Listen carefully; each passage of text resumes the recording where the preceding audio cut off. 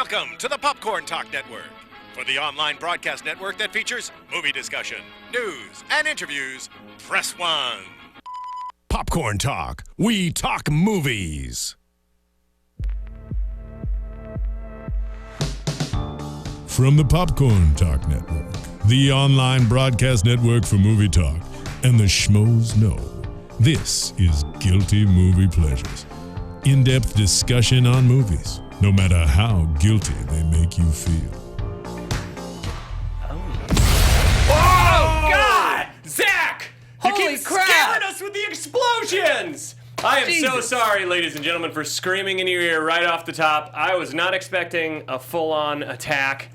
Popcorn Network has fallen. Popcorn Talk has fallen. Popcorn Talk has fallen.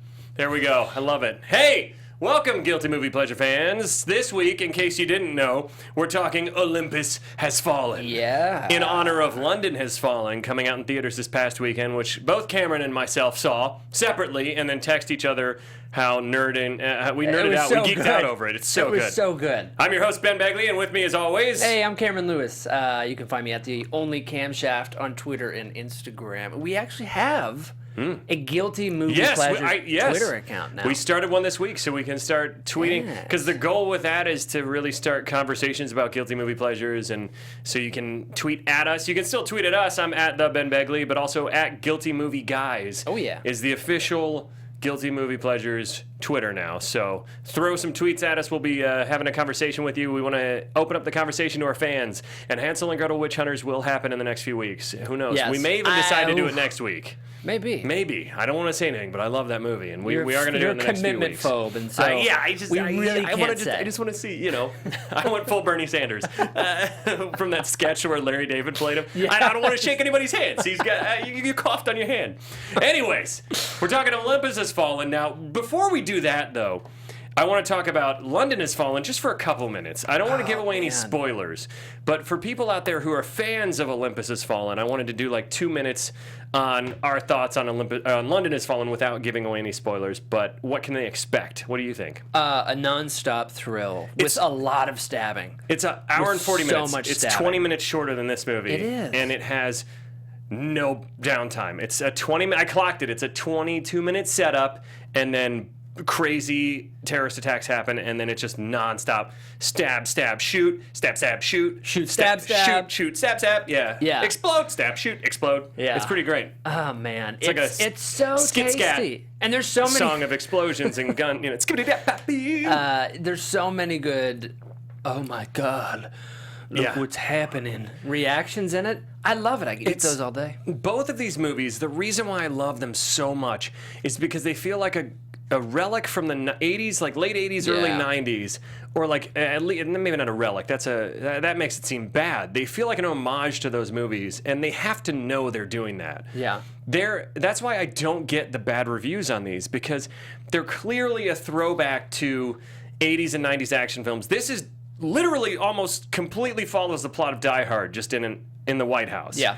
Like there's the whole military, where basically in Die Hard, where the tank comes and gets shot by the bazooka. Very similar thing when the special forces come in a helicopter and get shot down. It's like they follow almost the same beats as Die Hard, but I don't care because it's so much fun. Doesn't that piss you off sometimes? It really pisses me off when somebody watches a movie like this and they're expecting it to be like The Revenant or something. Yeah, when it's they're like, not what they're going the for. characters were two-dimensional. It's a fucking action movie. It's supposed to. The new one, when they're like, it has outdated worldviews and stuff. It's like that. This is an American fantasy. It's a patriotic fantasy where it's like, we can take on terrorism but with one guy. It's just like Rocky IV, where we can solve communism by one boxing match. That's what this is. One guy can stop North Korea. One guy can stop. Well, he calls it, in London Has Fallen, my favorite line, and this isn't a spoiler, but he tells somebody to go back to Fuckistan. Yes. Or wherever you're from. God. It was so tasty. It was a packed theater at 11 a.m. on a Saturday, and everybody cracked up at that line. That's how early you saw it? Yeah, I saw it. I saw it at night showing, and I thought, okay, this is pretty surprising for this movie at night. Yeah. It was at the Fallbrook Theater, and it was like packed. You looked in the audience, and it was all people like over 50 that were just like loving it. Did you notice how different the two movies looked, though? Yeah. Well, it's because Antoine Fuqua directed the first one, and the first one he's a little bit more skilled as a director. Yeah, the new one has some great takes in the end where it seems like all one shot in a couple actions, which I love. Amazing. I love that movies are starting to do that, so you don't have that Michael Bay, Paul Greengrass just shaky cut, and you can't see what the hell's going on. And you have no idea who he stabbed or how he did it. Yeah, in Born Supremacy, I still don't know what happens in the car in the end when he does the seatbelt thing, and I'm like, I don't fucking know. The guy died somehow. I have no idea. But London Has Fallen, I'd say Olympus Has Fallen is still a better movie, but London Has Fallen is a really fun follow-up. Absolutely. And I think that Aaron Eckhart and Gerard Butler specifically are even more. They have a lot more fun with their roles. It's more like a buddy action movie because they're together for most of the film. Yeah, especially Aaron Eckhart. Aaron Eckhart in this is a little overwrought and a little kind of like gloom and doom. He gets to have more fun in the sequel, which I like. Instead of just sitting, this whole movie, he's like, oh, don't kill her. Oh, they'll never get the Cerebus code from me. And that's like all he gets to do. Don't worry, they'll never get it from me. Yeah. You're not that tough. Yeah, Aaron I know. Eckhart. No, like, I'm sorry, but you got beat up in the boxing match in the beginning. Yeah. So London Has Fallen. We want to know if anybody out there has seen London Has Fallen, what you thought. Tweet at us about it or in the comment section. A little later, we're going to do some Q&A.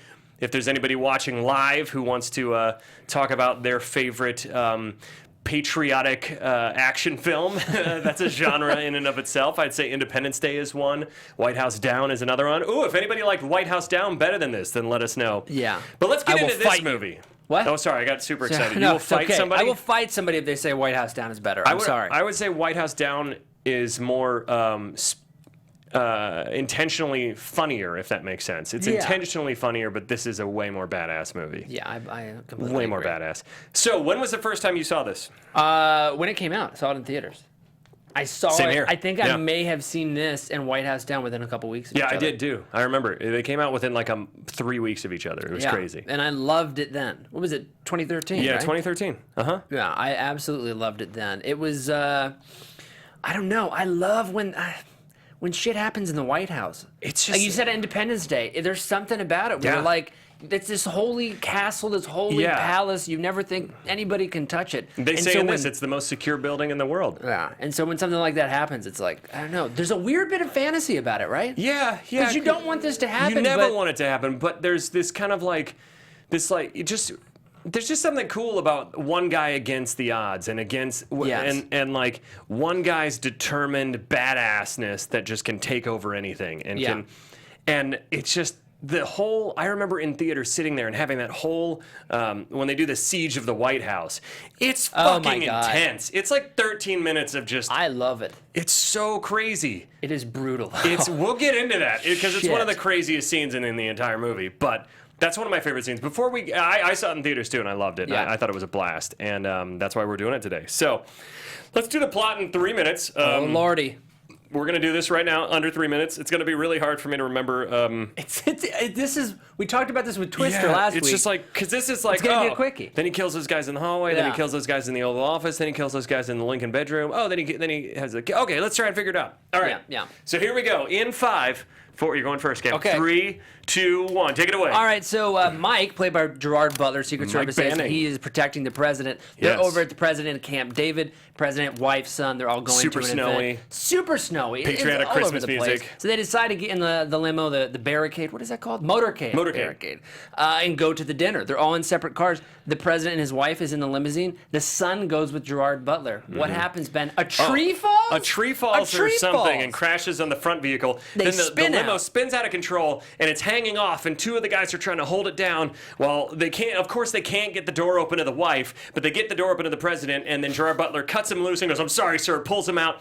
Man, the limo doesn't even sink into the lake. And it just doesn't fall that slams far. on the ice and dead. It's actually kind of a brutal, tragic opening where the president's wife gets killed. Then we cut to 18 months later, and now Mike is like a security guard somewhere. He's working a desk job for a private sector. He's still part of some kind of security Yeah. I think he's still part of Secret Service. I don't think he's Secret Service. I think he's like a private sector is what they say or something. Private sector. So then we find out that it's July 5th, and of course, the government doesn't take a 5-day weekend or anything, or a 3-day weekend. No. They have the South Korean prime minister coming to do negotiations at the White House on July 5th, of course, because the North Korea and tension and all that stuff. Oh, yeah. Then what we find out is that the North Koreans somehow have snuck into his security detail, which is absurd to me. That's right. There is about 700 people that sneak into the security detail. 700 people. So the North Koreans take over. They start shooting the place. This gunship comes flying into D.C., just mows down innocent people left and right. Gerard Butler's running through, getting people out of the way. Gerard Butler sees it out his window. Yes. And then he starts... and then he's running. And then anyways, everybody basically gets killed except Gerard Butler. He's the only one that gets into the White House. The president's down there in the bunker. You think he's safe, but then Dylan McDermott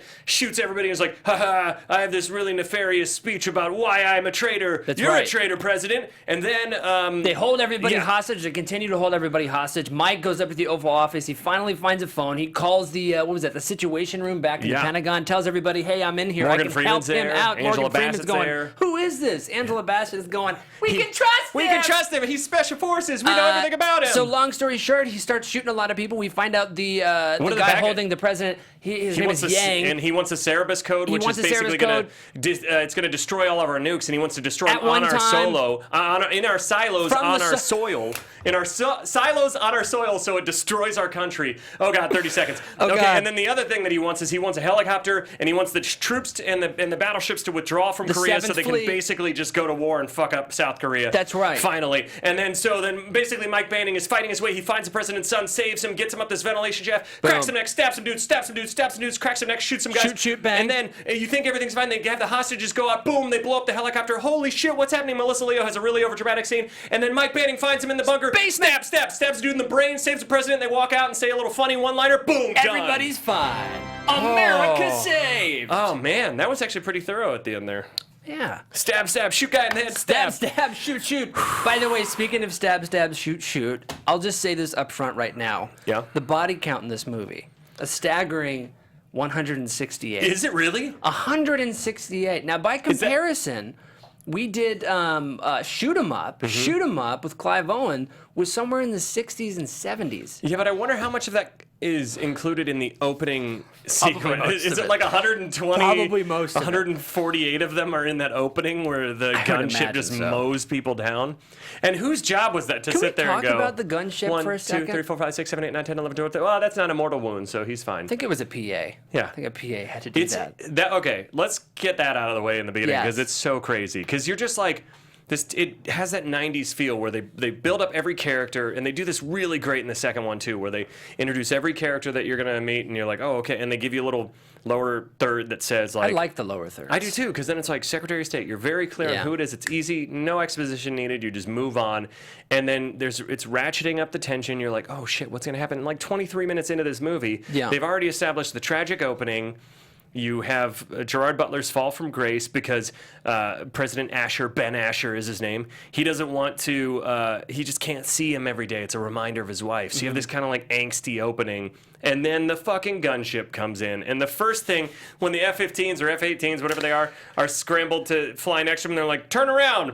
And then they just open up and They just open up these doors. And it reminded me of a pirate ship when they open the cannon, the sides of the cannon. The F-18s let this thing get way too close. Yeah, they should have shot it down way Should have shot it down in like Texas or something, wherever it started. Why weren't they like, hey, we're gonna shoot you down? Okay, we're gonna shoot you down. Instead of like, no, seriously. They're going, hello, please. Please, we're really gonna shoot you down. I promise. I promise we're gonna shoot you down. Just please.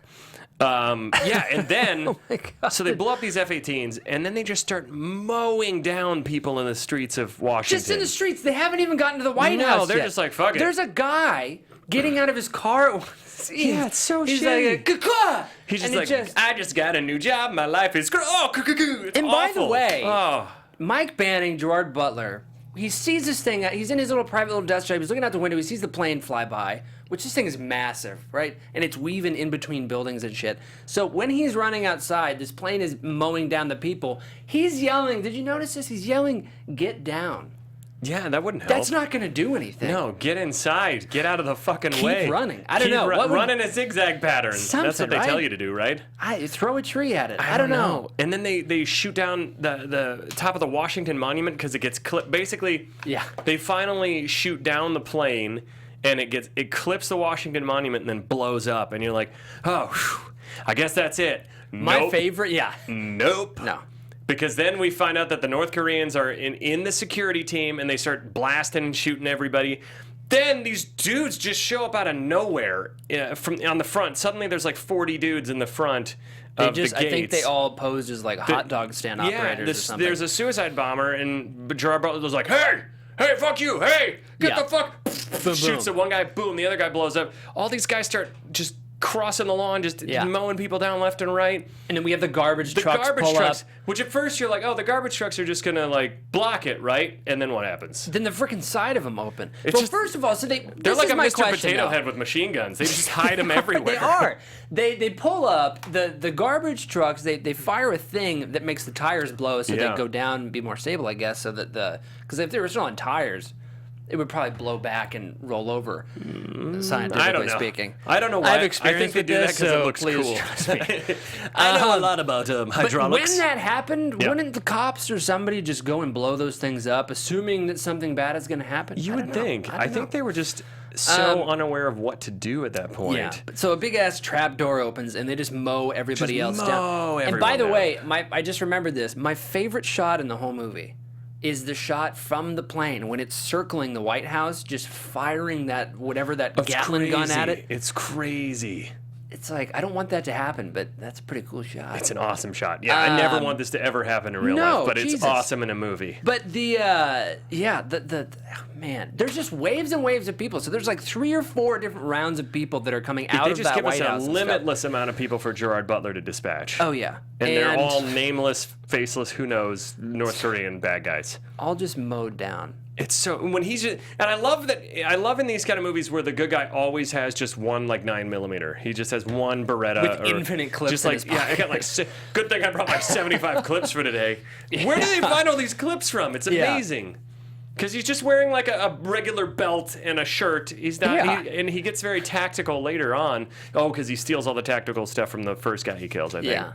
But man, he just mows people down. And then Cole Hauser is in the movie, and he's a decently known actor. He has like 5 lines, and then he has the greatest line ever where he goes, Olympus Has Fallen 3 times and then gets blasted. And I think we have that clip. Olympus Has Fallen? Perhaps, maybe. I surprised Zach in there. Olympus has fallen. Olympus has fallen. Olympus has fallen. Bah, bah, bah, bah. And then, I'm sorry, first he turns around and goes, fuck you.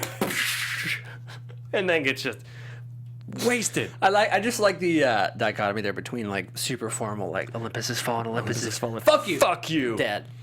Brutal. The other thing that's so great about this movie is it has like 100 one-liners that I love. There's so many. First off, my favorite is the Mustang to Big Top when this is in the beginning when he's saying, okay, the president is going to leave. You know how they always have this weird code for the president. I hope this is really what they say because it's so awesome. Can we play that, Zach? Mustang, Big Top or whatever? Big Top. Mustang, this is Big Top, bringing out the full package.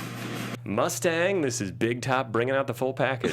Look at that. That's what I said when I lost my virginity. Yeah. I was sitting there and I was like, this is going to happen. This is going down. And she looked at me and I looked at her and I said, bringing out the full package. You know, it's weird. When I went in for a physical a couple months ago, I just thought it was going to be like, lymph nodes, whatever, cough. And then they're like, take your pants off. And I was like, why? Because I hadn't had a physical in a while, so I forgot what they have to do. Yeah. And they're like, take your pants off. And I'm like, okay. So I take my pants off to my boxers. And they're like, no. You got to. Bringing out the full package. And I was like, oh, okay. All right, that's how this is going to go. When I worked for UPS, Mm-hmm. I always used to play a little bit of a game. I would knock on people's doors because they were expecting these big packages. Yeah. Things like that. And I'd pull up and I'd have a little package, just That's like a little ring box I type love of it. thing. And I'd say, hey, could you sign for this? And they go, wait a second, what happened?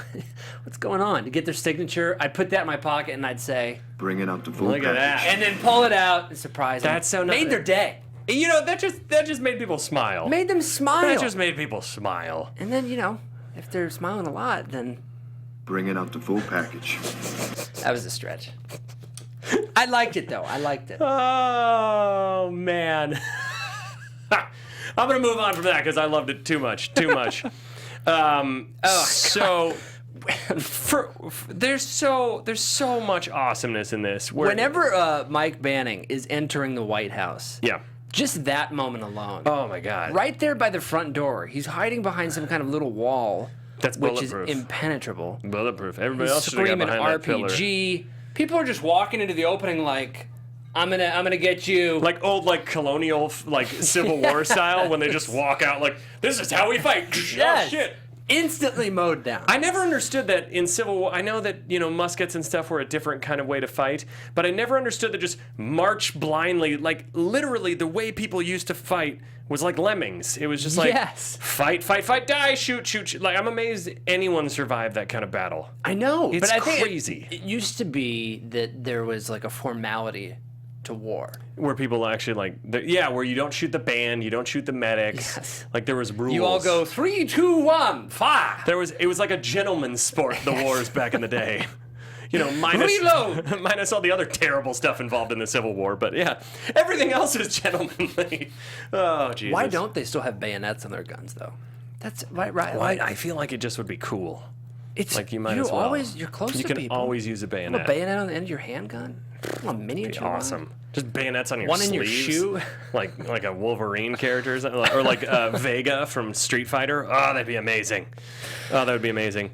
So I feel like I wrote like 12 notes just on the opening, which we've covered in exhausting detail. I wrote down so many fucking people are dead for real. But then I just was sitting there like, holy fuck, this is so many people being just brutally murdered. Like, they make you hate the bad guys. In both of these movies, they make you just go, fuck those guys. Yeah. And there's no gray area. They're just super bad. And then Dylan, I always want to say Dermot Mulroney, but it's Dylan McDermott's character. When he goes on this rant about why he's a traitor, it's so forced, and like they never really explain why he's let's just play that. This the is in the traitor bunker, speech. right? It's in the bunker where Dylan McDermott, the character who used to be in the Secret Service but now he's in the private sector, he just starts shooting people in the bunker and then reveals he's a traitor with the North Koreans, and this is what he says to the president. I never would have taken you for a traitor. Me? What about you? You sold this country out long before I ever did.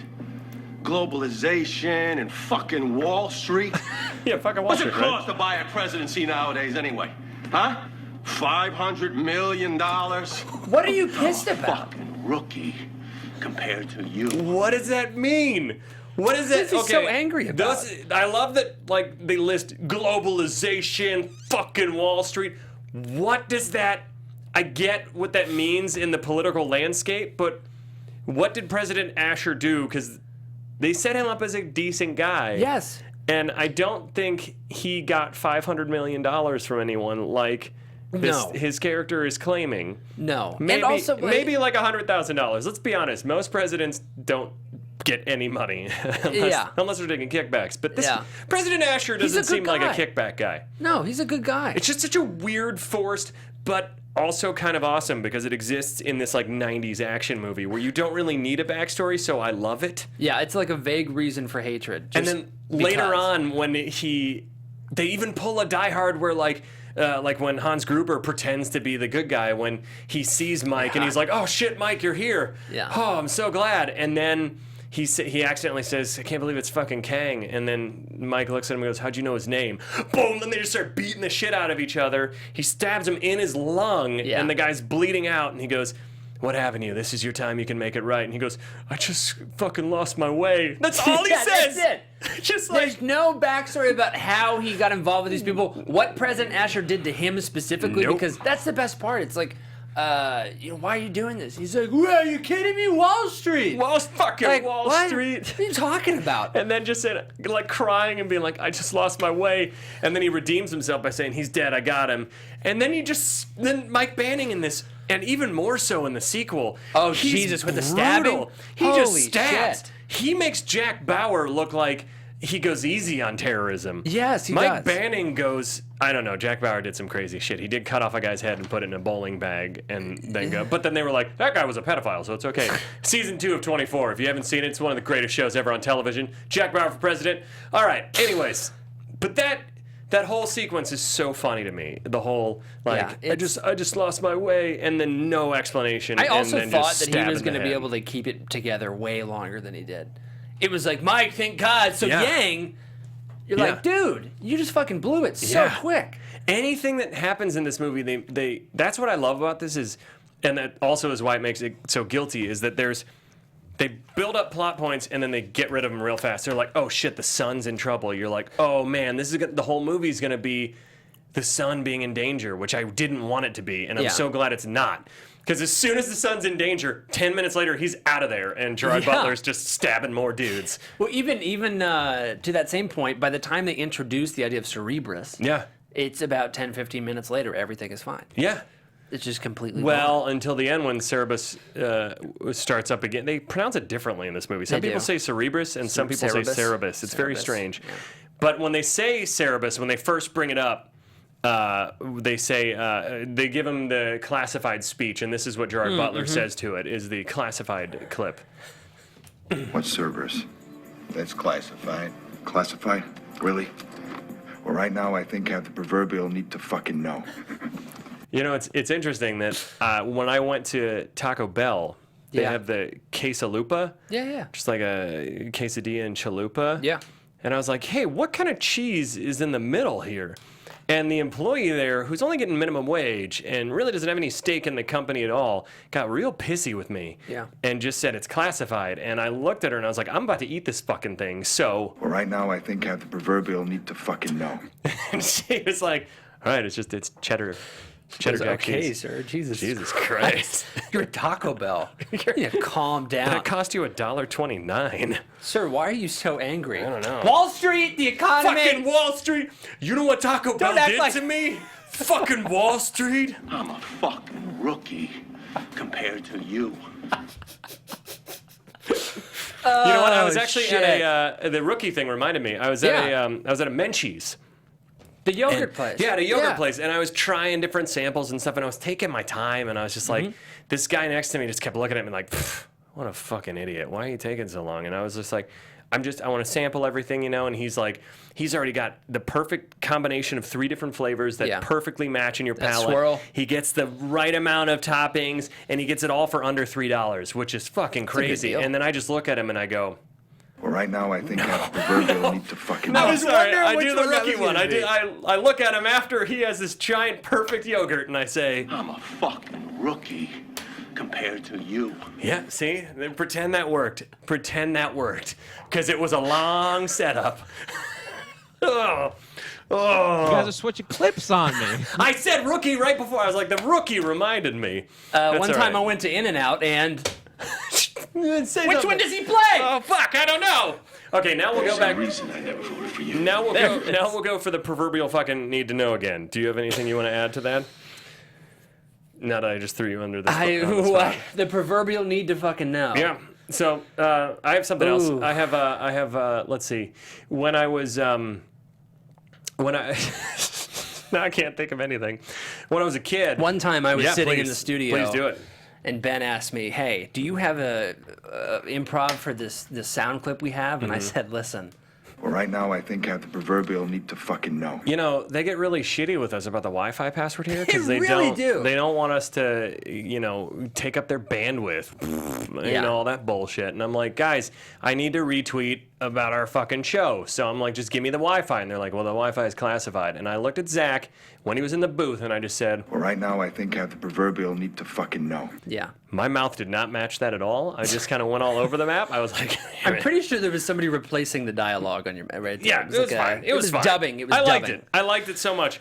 But they do this great setup, just like in the 90s, where they set up, and just like Jack Bauer on 24, one of my favorite shows, I'll keep mentioning it because this character really reminds me of Jack Bauer in the White House. Yeah. And where they're always like, can we trust this guy? And then they go into this little mini speech that gives you all the exposition on him. And so I want to play the clip where Angela Bassett gives the speech about Banning's backstory. What do you have that up How there? do we know we can trust this guy? Banning is ex-Special Forces, Ranger Battalion. He will move mountains or die trying. I know him. That's all you need to That's know. it. It was like my favorite thing on 24. Whenever Jack Bauer had to like talk to the president or anybody, and actually I did a spoof of 24, and one of the things we spoofed was that What was it called? 24 Minutes. There we go. If you check it out online, 24minutes.com, we have all 24 episodes up there. But one of my favorite things is that he would always be like, Madam President or Mr. President or whatever, I give you my word. And then they'd be like, all right, okay. Like Jack Bauer's 35 word. million people may die. Jack Bauer's word meant everything, and that's what this monologue is to me, where it's like, he was ex-Rangers, I know him, I trust him, and it's like, and then Morgan Freeman says something great afterwards, where he's like, well, does anybody else have anything? Yeah. No? Well, Anybody else fuck want to you say then. anything? Also, who has my coffee? That, I have that sound clip, because Morgan Freeman even Let's get orders that. coffee cool. Listen to how cool, wait, sorry, start it over again, because I was still talking. Sweet and lows. Because Morgan Freeman can do anything cool, even order coffee. Listen to this. Mary, get me some coffee. Half and half, 3 sweet and lows. In a real cup, not one of those paper or styrofoam things. This is I right. just love everybody's face when he does this. They're like, listen, shit is about to go down. 174 people just died outside. We could use the Mary White House for has been several taken. other reasons than this. Olympus has fallen. Mary is Secretary of Defense or something, and you're asking her to go get you fucking coffee. I mean, we really could use Mary in this room right now in case like anything else goes wrong. So, and we're out of. We don't have sweet and lows here because it's just that high fructose corn syrup stuff. So we don't carry that. So she's gonna have to go down to the local 7-Eleven to get it, and it's just gonna take a. And there's and guns we're out of and cups. There's You're like making her go get cups. people on the street shooting things. So if Mary dies, that's kind of an HR nightmare. And that's just. But he doesn't care. He wants his fucking I think coffee. that's a deleted scene. I'm pretty sure I saw that. Just where on the Blu-ray. A deleted scene where Mary goes and gets coffee and gets a hostage. There's a whole side story. And Morgan Freeman goes out and goes, yeah, Mary, and shoots. Oh, that was so just good. walks outside and gets blown to pieces. So good. Oh, God. We did the proverbial need to know. I just want to make sure we hit all these amazing sound clips because, oh, God, this is great. When he first rescues the kid, I think, what's his kid's name? Connor. Connor, that's right. When he first rescues Connor and they hide in the Lincoln bedroom's hidden chamber or whatever. The greatest thing is that he's like, ready, we're going to go on 3. 1, 2, and as soon as he says 3, the North Koreans just start blasting with machine guns through the wall. And of course, in typical action movie fashion, none of their bullets hit, but Gerard Butler running, covering his eyes, and shooting both sideways and backwards hits one of them somehow. Yes. It's amazing to me. Also, he's got movies, bat. He's got in bat, these movies, bat they sonar. have bat sonar. Mm-hmm. There's always a half a second where these guys go. Here it comes. It's like the movie And it's Wanted, like, where they can just curve the bullet to hit the bad guy. You can't tell if there's 14 people on the other side of this wall with machine guns. No. But you know what? If you're Mike Banning, you can. You can. And I think we have I asked him nicely. This is when the one-liners just it starts off kind of serious, and then once he starts killing people, it just becomes a one-line just jukebox of awesomeness. All over the place. And this one is after he's asked he has these 2 guys tied up, and he goes, hey, we want the information. The guy's like, fuck you, we're not telling you. So he stabs the one dude in the chin right in front of him. Yeah. Just stabs him. By the way. He's the laughing right before that happened. So good. Here's the thing. I don't know how strong you have to be to shove a knife through someone's skull, but I imagine fairly strong. Or the knife has to be very sharp. I would argue to say very strong. That's a skull. Yeah. It's thick, you know? And but I mean, this is here. He could, maybe he didn't hit any skull. He just stabs the shit out of him, dies. Next guy, he's like, give me an answer. Stabs him in the leg. You're like, holy shit, you didn't even give him a chance to answer. He's killed both of them. He tells them the information, and this is what he says. No surprises there. 40 commandos breached the gate. 28 are left. How do we know we can trust the information? I just asked them nicely. Oh, fuck yeah. That's something in the theater where you're just like, yeah! Yes. Ask him nicely, yeah! Ask him nicely a second time. Because more. No matter how liberal anybody is in real life, when they go to movies and they see that, they're like, fuck yeah, terrorism! Oh, yeah. You know, because there's something really refreshing about just being like, this is us winning, you know, and not having the gray area where the one thing I will say about the You're pissing on their boots. The one thing I will say about the new movie, though, is that they set up in the beginning a pretty tragic thing that happens to the terrorist, and then the United States, everybody in the United States response to that is like, fuck you, I don't care about your sorrows, even though we blew up your family. And that to me was like, okay. It's a bit risky. At least in this movie, the U.S. didn't do anything other than just occupy South Korea. Yeah. Like that's what this terrorist was upset about. Yeah. And the United People's Front of Prosperous whatever. Yeah. And then Gerard Butler's amazing one-liner to that, United People of whatever. What, you have that clip, Zach? I think we have that, yeah. It's over. No more televised executions. No chopper. No more negotiating with you and the United People's Front of Who Gives a Fuck. And the United People's Front of Who Gives a Fuck. I do love... So when we that's have my most dream. of these movies... Can I just say that's my dream to one that? day be able to say something like that in a movie? You're going to have it. Fuck. But That's I so love that cool. both Olympus Has Fallen and London Has Fallen, they get a large part of the R rating because of the language. Whoa. And I'm kind And the brutal violence. But yeah, but I mean, there's actually a good number of these types of movies that have the R rating just for the violence, and there's not enough of these singers with the cursing. I and the agree. United fucking whatever. Or like Live Free or Die Hard when they say yippee-ki-yay, mother, blam, blam, blam, and blank out the F word. Yes. You're like, fuck you. Don't do that. Right. Don't make a PG-13 Die Hard movie. Don't make a PG-13 RoboCop movie. What's your And problem? yes, right. And speaking back to him stabbing those guys in the freaking mouth and then in the leg, I just love that he's like, time is fucking ticking. Yeah. Like, we need to get this thing done. There's no time to talk. And he knows these guys are bad guys. They're terrorists.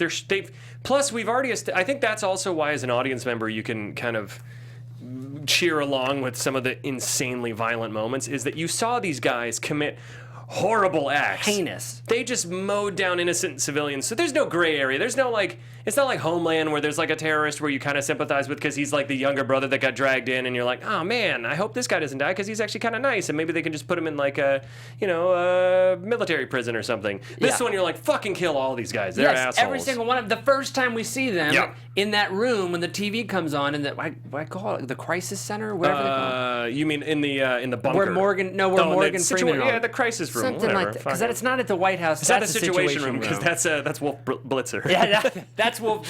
When Wolf Blitzer appears in the movie, it's so crazy. His cameo is great. My god.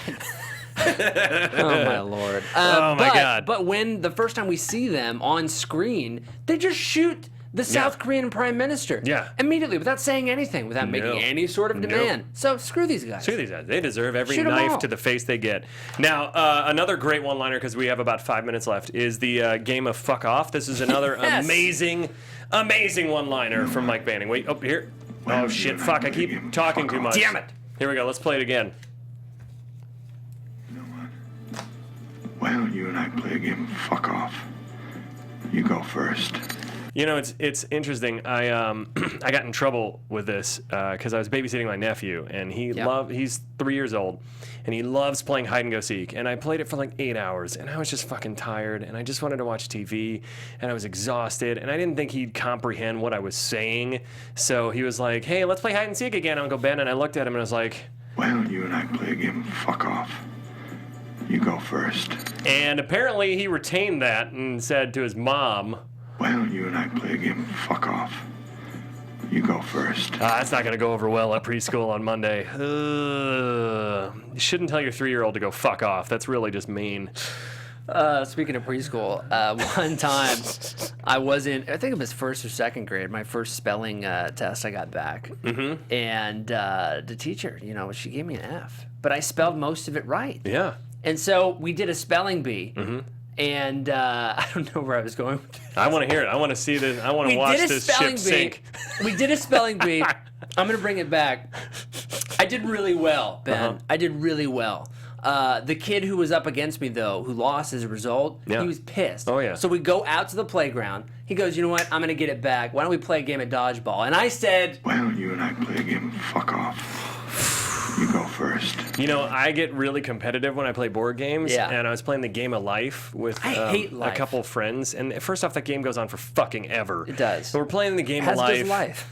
And I just basically, you know, I'm getting a real shit hand along the way. Everything that could go wrong is going wrong with my character. Finally, I just toss that game board, Dane Cook style, circa his 2000 album when he was still funny. Yes. I just flip that thing and I just look at all my guests at my house and I say, Why don't you and I play a game of fuck off? You go first. Then I was like, hey, who wants mimosas? And then it was fine. It was fine. They didn't care. Everybody was over it anyways. I had a Valentine's Day gone bad. Oh, yeah? I just ended it with saying, Why don't you and I That's a play great way game to of end fuck off? Tinder dates. there you go. You go first. So, That's it. Wait, can we talk about Melissa Leo in this? Because Oh my God. Because holy shit, she's acting. This is the only, I will say this, and I will get flack for it on the interwebs. This is the only person I was okay with potentially dying. Melissa Leo is a great actress. She's been in Yes. David O. Russell movies like The Fighter, and she's fantastic. In this movie, she's acting in a different world. She is so overdramatic, which would be fine, but she crosses a line where it's almost too real that it becomes fake. Does that make sense? Yes. Where like she's playing it too like at one point she has a conversation with the president while she's tied up and she spends most of the time talking through her arm, like, yeah. Mr. President, I would follow you. Here, I'll do I think it. she might have been drunk. Mr. too. President, I will follow you till the end. And it's just really weird. And it's like, I get that maybe in a real situation that's what would happen. But in this kind of movie, it just looks fucking crazy town. Yeah. And the best Well, because part... also we need our people to be brave. Yeah, and everything she's like, get off of me! She got so slobbery and spitty. When she's being dragged out and you think she's my going to get God. executed and then she doesn't, she starts yelling the Pledge of Allegiance, and holy shit, it is one of the funniest moments of the movie. Can we play the Pledge of Allegiance? I pledge allegiance to the flag of the United States of America! Ironically enough, Roseanne Barr, my niece at her grade school, they were learning the Pledge of Allegiance, and I guess Roseanne has one of her kids there or something, or grandkids, I don't know. And she came in for Bring Your Grandma to Work Day, or to school day, and they were like, hey, Roseanne, would you like to lead us in the Pledge of Allegiance? And she was kind of drunk, and, like Roseanne. And Roseanne just starts yelling in front of the kid. She just goes like this. I pledge allegiance to the flag of the United States of America! It's so... I'm sorry. I want that to be my ringtone. Can I I want tell when people you- call me, I want that to happen. I had the same one teed up, but I was going to say Fran Drescher. Oh! I had the exact same It narrative sounds teed like up. Fran Drescher or Roseanne Barr. It does. Damn it, I stole yours. Can we hear it one more yeah, time? just one more time for the audience. I pledge allegiance to the flag of the United States of America! That last part. The pause was my favorite. Of the United States of America. It sounds like your drunk, overly right-wing aunt who like gets drunk at your barbecue. This is I know what. It's like when I was hanging out in in the Midwest area for the 4th of July, and I was there with some people who have different political beliefs than me, and I happened to mention something about Obama, and they got really uppity, and they started a couple of them got real drunk, and they looked at me and were like, fuck you and your liberal beliefs, and they started saying this to me, and it was just really weird. They started doing the Pledge of Allegiance, and just whenever you're ready. I pledge allegiance to the flag of the United States of America! And then they started shooting illegal fireworks in my direction. I was Yes. like, peace, I'm out of here. Machine guns in I the said, air. why don't we play a game of fuck off? You go first. I don't like fireworks being shot at me. We have 2 more They clips need to that require kids to read the Pledge of Allegiance that way. that way. They There's really 2 do. more sound clips I want to get to because we Yes. only have a couple minutes left. And Yes. sorry that we didn't get to do chat. We just got carried away with sound clips. Yeah. Was there anything, Zach, that we should have addressed in the chat room? I'll take that as a no. Perfect. So, knife to the brain. There's this sound clip that's so great where Gerard Butler does the typical 80s thing where he gets on the monitor and he looks directly into Yang's face. Right down the lens. And is like, this is what I'm going to fucking do to you. And Yeah. gives him that, like, fuck you speech. Can we play Knife to the Brain? My advice, save the last bullet for yourself. Because if you don't, I'm gonna stick my knife through your brain. Greatest part, he sticks his knife He does. through Yang's brain. Via the ear canal. And I didn't even realize that till when I recorded the sound clip. And I was like, oh, he does exactly Shit. what he says he was going to do. That's the thing Knife about to the Mike brain. Banning. He keeps his promises. Hey, his word means everything. That is everything. And then I do want to end on this sound clip because it Yes. has the greatest cheesy 90s haha joke ending after all these innocent people were brutally murdered, and so many people were brutally murdered in front of the president and in front of Mike Banning. They have this buddy cop moment as they're stumbling out. President Asher's been shot, and this is what they say. Sorry about the house, sir. It's okay. I believe it's insured. There's literally bodies everywhere when they're doing walking this. over like 3 dozen dead bodies. I think he tripped over somebody's head when he said that. It's okay. Don't worry. I think it's insured. I believe it's insured. God. It's okay. I believe it's insured. I do have, real quick before we go, one factoid I need to read to you. Oh, please do. A trailer they did for the movie used in TV ads included the emergency alert tone. Ooh. You know, like the Yeah. So what happened is they were fined by the FCC because you can't put that in anything. They were fined $1.93 million. Whoa! $1.93 million for fucking airing one 30-second ad. Who with got that fired for that? Who was the one know. that was like, what editor? There's some editor that's now blacklisted for that. That's like, fuck, I used the emergency broadcast. Oh, damn. I just needed to tweak the tone a little bit. Oh, that sucks. Not it's good. A $1.93 million. You know what? But I just hope that he was insured, right? Yes. Huh? I hope that editor. I believe it's insured. See, they have insurance for that kind of thing. Anyways. Yeah. Well, this has been Olympus Has Fallen this week we've been talking about. Next week, we haven't decided just yet, but we will tweet it out from @GuiltyMovieGuys as soon as we decide what we're going to do. Yeah. Until next week, where can they find you, Cameron? At The Only Cam Chef, Twitter, and Instagram, Ben Begley. All right, you can find me at the Ben Begley. And also, Scream Factory just announced that the movie that my wife, Renee Dorian, and I wrote, The Funhouse Massacre, and we play 2 of the lead characters in, it's coming out on DVD and video on demand June 7th. Yes. So June 7th, you can go, and you can actually pre-order it now on Amazon.com or on ScreamFactory.com. I'll tweet it out from the Guilty Movie Guys, and it's also on my Twitter. I'm whoring it out all over the place. So go pre-order it now. It's definitely a guilty movie pleasure. We're going to do it on the show when it comes out on DVD. And until next week, what is your guilty movie pleasure? From producers Maria Menounos, Kevin Undergaro, Phil Svitek, Christian Harloff, and the entire Popcorn Talk Network, we would like to thank you for tuning in. For questions or comments, be sure to visit popcorntalk.com. I'm Sir Richard Wentworth, and this has been a presentation of the Popcorn Talk Network. The views expressed herein are those of the hosts only and do not necessarily reflect the views of its owners or principals.